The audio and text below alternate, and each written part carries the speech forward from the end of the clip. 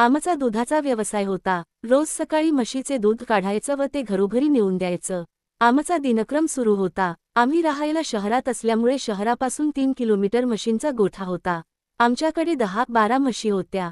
गोठ्याजवळ आमचं घर व शेत होतं.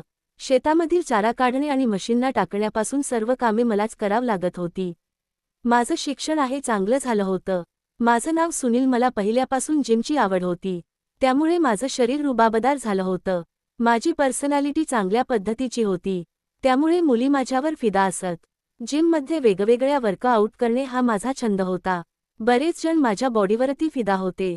जिमचा व्यायाम करून नंतर सकाळी पहाटे उठून प्रत्येकाच्या घरोघरी जाऊन दूध पोच करणे हे रुटीन मी तयार केलं होतं. शिक्षकांपासून ते नोकरी वर्गापर्यंत असे सर्व ग्राहक आमच्याकडे दूध घेत होते. प्रत्येकाचा महिन्याचा हिशोब करणे व महिन्याकाठी त्यांच्याकडून पेमेंट घेणे हा सर्व मलाच करावा लागत होता. आमच्याकडे काही ग्राहक चांगले होते व काही खूप त्रास देत असत.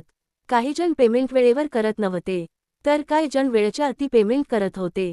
अशामध्येच आजपर्यंत कधीच न त्रास देणाऱ्या व वेळेच्या आधी पेमेंट करणाऱ्या सोना मॅडम तुमच्याबद्दल बोला एवढं कमीच. त्यांच्या गेल्या 6 वर्षापासून ग्राहक होत्या. 6 वर्षापासून मी काही तक्रार त्यांची माझ्याकडे नव्हती. उलट एका महिन्याचे ॲडव्हान्स पेमेंट त्या मला करत होत्या. त्यांना एक मुलगी होती. बाहेरच्या शहरात शिकायला होती व त्यांचे मिस्टर परदेशात नोकरीला होते. त्यांचे मिस्टरांचा वर्षातून एकदा येणं जाणं होतं. त्यामुळे घरी त्या एकट्याच असायच्या. त्यांच्या घरातील लाईट बिल, पाणीपट्टी ही सर्व कामे जर महिन्याला मला करावी लागत होती. सोना मॅडम यांचा स्वभाव खूप गोड होता. त्या मला त्यांच्या घरच्यासारखं समजत होत्या. कधी आमच्या घरी काय कार्यक्रम असेल तर त्या कोणताही कार्यक्रम चुकत नव्हत्या. अगदी आमच्या घरच्यांसारखा त्या आमच्या सोबत राहत होत्या. सोना मॅडमचा स्वभाव एवढा गोड होता की त्या समोरच्या पुरुषाला त्यांच्या बोलण्याने लगेच भुरळ पाडत होत्या. तुमच्या सौंदर्याचा वर्णन करावे इतका कमीच. त्यांचं वय जरी 40 असलं तरी पण त्या विशीतल्या पोरींना फिक्या पडतील अशी त्यांची अदा होती. त्यांचा रंग तर इतका गोरा होता की दुधालाही फिका पडेल. सोना मॅडमच्या आवाजातही इतका गोडवा होता की साखर कमी पडेल. त्यांचे रसरशीत दिसणारे ओठ सफरचंदापेक्षाही लाल होते. सोना मॅडम यांच्या नजरेला नजर लागली तर आकाशात वीज कडाडावी अशी त्यांची धारदार नजर होती. त्यांचा चेहरा चंद्रासारखा गोल, जणू चंद्राची दुसरी बाजू.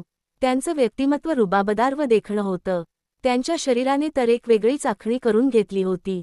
सुडौल असा बांधा, रसरशीत ओसंडून वाहणारी जवानी आणि मादकतेने वेढलेले ते शरीर पुरुषाला वेड करून सोडत होत. सोना मॅडम मला खूप प्रेमळ व शांत मनाने बोलत असत. त्यांचा बोलण्यातून मला प्रेम व आपुलकी जाणवत होती. त्यांच्या निस्वार्थी स्वभावावर मी सुद्धा वेडा झालो होतो. त्यांच्याही मनात माझ्याबद्दल वेगळीच भावना मला कधी कधी जाणवत होती. त्यांच्या वयाप्रमाणे त्यांच्या शरीरात मला शारीरिक सुख, प्रेम व त्यांच्या मनाला पाहिजे ते सुख मिळत नव्हते. हे त्यांच्या चेहऱ्यावरून स्पष्ट दिसत होते. त्यांचा चेहरा पाहिजे इतका टवटवीत व ताजा तवांना दिसत नव्हता. कुठेतरी मनातून नकळत सुख त्यांना भेटत नव्हतं हे जाणवून येत होतं. मी पण त्यांना चोरून चोरून पाहत असत. त्यांच्या सौंदर्याचा तिरक्या नजरेने निरीक्षण करत असत. देखणं रूप दररोज मी माझ्या मनात साठवून ठेवत होतो. एके दिवशी त्यांच्या घरी त्यांचे बहीण आली होती. बहीण अचानक आल्यामुळे तिचं लहान मुलं होत. सोना मॅडम यांनी मला फोन केला. मला म्हणाल्या, सुनील, अरे माझी बहीण आली आहे, तिच्यासोबत तिचं लहान मुलं आहे. तर आज संध्याकाळी पण तुला दूध घेऊन यावं लागेल. मग मी मॅडम यांना बोललो, मॅडम दूध शिल्लक आहेत का बघतो व लगेच तुम्हाला फोन करून सांगतो. मॅडम मला विनंती करत बोलल्या, सुनील काही कर पण मुलासाठी दूध ॲडजस्ट करून घेऊन ये. त्यांच्या आवाजात मला प्रेम व आपुलकी जाणवत होती. एवढ्या गोड आवाजात मॅडम बोलल्या की माझ्या भावना उत्तेजित झाल्या. घरून दूध ॲडजस्ट केलं व मॅडमच्या घराकडे निघालो. मॅडमच्या घरी पोचलो. घराचा दरवाजा बंद होता. मग मी बेल वाजवली. आले आलेसा आतून आवाज आला. इतक्यात दरवाजा उघडला. माझा पुढे सोना मॅडम उभ्या होत्या. माझं मन थोड्या वेळ सुन्न झालं, कारण पुढे सोना मॅडम एका वेगळ्याच कपड्यांमध्ये माझ्यासमोर उभ्या होत्या.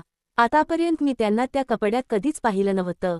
त्यांनी मांडीपर्यंत शॉर्ट घातला होता व अंगामध्ये जाळीदार टी शर्ट घातला होता. त्यांच्या त्या कापसासारखे दिसणाऱ्या पांढरे शुभ्र मांड्या बघून माझ्या अंतर्मनातील भावना जागा होत्या व त्या टी शर्टमधून दिसणारे त्यांचे ते अनोखे रूप बघून तर माझ्या अंतर्मनात ओलावा निर्माण झाला होता.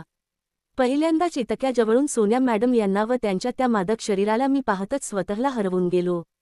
त्यांनी मला आवाज दिला. मला जाणवलं मॅडम मला बोलतात ते. मग मी दचकून मॅडम यांच्या हातात दुधाची कॅटली दिली. सुनीला, ते तुझ्यासाठी चहा ठेवला आहे. मला नाही म्हणता येत नव्हतं. मलाही मॅडम यांना अजून बघावं वाटत होतं. म्हणून मी त्यांच्या घरात गेलो व सोफ्यावर बसलो. मॅडम माझ्यासोबत गप्पा मारत होत्या. मी त्यांच्या शरीराला तिरक्या नजरेने न्याहाळत होतो. मी त्यांना तिरक्या नजरेने व त्यांच्या शरीराला पाहतोय हे मॅडम यांच्या लक्षात येत होतं.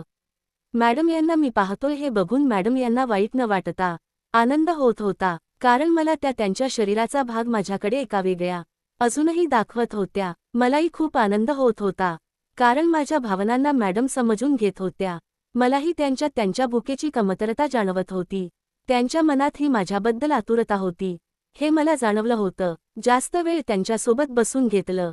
मलाही खूप छान वाटलं. त्यांनी मुद्दाम उशीर करून मला उशिराने चहा आणून दिला. आणखी माझ्यासोबत गप्पा मारायला सुरुवात केली. मला त्यात जाऊन देण्याचा आणखी बहाणा शोधत होत्या, आणि मलाही तो बहाणा पाहिजे होता. आता मॅडमच्या मनात मी घर केलं होतं. मॅडम मी माझ्या मनाच्या तारा पूर्ण छेडत माझ्यात आनंद बनवायला सुरुवात केली होती. मी मॅडमच्या नजरेला नजर देत होतो. त्यांच्या नजरेतून मला आशा व आपुलकी, त्याच्यासोबत आकर्षण व प्रेम ही मॅडम दाखवून देत होत्या. माझं मन मॅडम यांच्यात खूप गुंतले होतं. आता आतुरता होती फक्त दोघांच्या भेटीची. मॅडम यांच्याकडून मला त्यांच्या वागण्यातून होकारच आला होता. पण त्यांच्या घरी त्यांची बहीण असल्यामुळे आज आम्ही दोघांनी फक्त भावनांची व एकमेकांच्या प्रेमाची देवाणघेवाण केली. आता आम्ही दोघेही एकमेकाची निर्णय खुश होतो. पण मला एका गोष्टीचं वाईट वाटत होतं की त्यांची बहीण कधी जाणार आहे याच्याकडे माझी ओढ लागून राहिली होती. त्यांची बहीण आली, मग मी जाऊ का मॅडम? मी हे शब्द बोलताच मॅडमचा चेहरा पडला. मॅडमच्या नाराजीला मी हसून उत्तर दिले. मग मॅडम खुश झाल्या आणि मला म्हणाल्या, चल मी तुला सोडते. मग मॅडम दरवाजापाशी आल्या व त्यांनी नकळत माझा हात त्यांच्या हातात पकडला व आता घट पकडून थोडा वेळ ठेवला. माझ्या अंगातून गुलाबी स्पर्श बाहेर निघू लागला. मॅडम यांना तो गुलाबी स्पर्श जास्त आवडला. मग मला प्रेम आवाज म्हणाल्या, मी तुला संध्याकाळी कॉल करते. आता माझा दिवस या विचाराने जात नव्हता. ते माझ्या डोळ्यासमोरचं मॅडमच ते देखणं रूप व मादकतेने वेढलेले शरीर माझ्या डोळ्यात घर करून बसलो होते. माझं मन मॅडमच्या विचारात वेड होऊन फक्त मॅडमचा विचार करत दिवसभर राहिलं होतं. संध्याकाळ कधी होते असं मला झालं होतं. मी विचार करत असताना आता फक्त संध्याकाळ झाली होती. आता मी माझा फोन माझ्याजवळ घेऊन मॅडमच्या फोनची वाट पाहत होतो. थोड्या वेळानंतर मॅडम यांचा कोण आला व तिकडून गोड आवाजात मॅडम मला बोलल्या, सुनील कसा आहेस? माझ्या अंगावरती तो आवाज ऐकून शहारा उभा राहिला. मी आपुलकीने व प्रेमाने मॅडम यांना बोललो, मॅडम तुम्ही मला खूप आवडतात. पॅडमॅन नेहमी हसून मला उत्तर दिले, आणि तोही मला खूप आवडतो, पण कसं बोलावं हे माझ्या लक्षात येत नव्हतं. आज दोघांच्या नजरेने व प्रेमाने एकमेकांची ओळख भावनेतून व अंतर्मनातून करून दिली. मग मी मॅडम यांना बोललो, मॅडम मला तुम्हाला मिठी मारायची आहे. मॅडम मला बोलल्या, अरे मी तुला सकाळीच मिठी मारणार होते, पण बहीण असल्यामुळे मला तुला मिठी मारता आली नाही. काळजी करू नकोस, 2 दिवस बहीण अजून राहणार आहे. तुला आणि मला 2 दिवस वाट पाहावी लागणार आहे.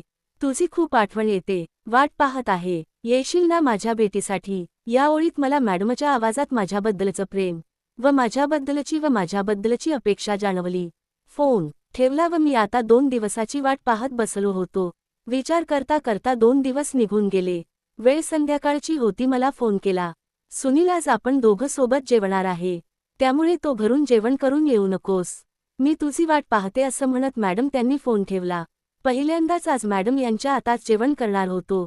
मी माझे सर्व तयारी करून मॅडम यांच्या घरी निघालो. गोड खायला घ्यावं म्हणून मॅडम यांच्यासाठी मी कॅडबरी खायला घेतली. मी मॅडमच्या दरवाजावर पोचलो. बेल वाजवताच मॅडम यांनी लगेच दरवाजा उघडला. जणू की त्या माझी सकाळपासून वाट पाहत आहेत असं मला त्यांनी जाणून दिलं. त्यांच्या नजरेत माझ्याबद्दल खूप वड निर्माण झाले होते. मी केल्या मॅडम यांच्या हातामध्ये कॅडबरी दिली. इथेच ती फोडली व अर्धी त्यांनी खाल्ली. राहिलेली मला बरं भरवली. आमच्या भेटीची सुरुवात गोड झाली होती. डायनिंग टेबलवरती दोघांची जेवण वाढून घेतलं व मॅडम यांनी त्यांच्या ताटातील पहिला घास मला भरवला. त्यांना नवरा आहे या पूर्ण त्या विसरून गेल्या होत्या. त्यांच्या नवऱ्याला त्या माझ्यात पाहत होत्या. माझ्यासोबत एका बायकोसारखं राहत होत्या. आमच्या दोघांचं जेवण झाल्यानंतर आम्ही थोड्या गप्पा मारल्या व बेडरूमच्या दिशेने गेलो. बेडरूममध्ये मंद प्रकाशाची लाईट चालू होती. एकमेकांना स्पष्ट दिसत होतो. कोणत्याही क्षणाचा विचार न करता, विलंब न करता मॅडम यांनी मला जोरात आलिंगन दिलं. इतक्या वर्षाची त्यांची आनंदाची फुल आज फुलणार होती. एकमेकांचे हाताची बोटे एकमेकात पूर्ण गुंतून गेली. एकमेकांच्या अंगातून निघणारा तो गुलाबी स्पर्श आम्हा दोघांची ऊर्जा वाढत होता. दोघांची नजर एकमेकांच्या नजरेत जाऊन अंतर्मनात जाऊ लागली होती. हर हर माझ्या हाताची बोटे मॅडम यांच्या शरीरावर वेगवेगळ्या आकारावर प्रवास करू लागली होती. त्या बोटांच्या प्रवासाने मॅडम यांना वेगळाच आनंद भेटत होता. आता दोघांच्या देहातील आनंद हा उफाळून यायला सुरुवात झाली होती. मग मी हळूहळू मॅडमच्या देहावरच्या प्रत्येक भागाला प्रेमाने स्पर्श करत करत मॅडमच्या गुलाबी स्पर्शाला प्रोत्साहन देऊ लागलो. दोघांचेही हृदय आता जोरजोराने धडधड करू लागले होते आणि आता मॅडमच्या शरीरातील ती प्रेमाची भावना जागी झाली होती. आता आमच्या दोघातील अंतर नाहीशी झाले होते व आम्ही आता एकरूप झालो होतो. इतक्यात व त्याचे नवते झाले व दोघांचे अंतर्मन एक झाले. मी माझ्या हाताने मॅडम यांच्या नाजूक जागेला स्पर्श करत होतो. आता आम्ही वेगळ्याच दुनियेत गेलो होतो. एकमेकांच्या अंतर्मनात जाऊन भरपूर आनंद देत होतो. आम्ही एकमेकावर देहभान विसरून एकमेकांना वेगळीच ऊर्जा देत होतो. बघता बघता आम्ही एकमेकावर तुटून पडलो. एकमेकांच्या आनंदाला आनंद आम्ही स्वर्ग सुखात जाऊन शांत झालं व इतक्या दिवस तहानलेल्या मॅडम यांना मी आनंदाचे पाणी पाजलं व त्यांचं मन तृप्त करून टाकलं. मित्रांनो, कशी वाटली कथा? आपल्या चॅनलला सबस्क्राईब करा व कथा मित्रांना शेअर करा.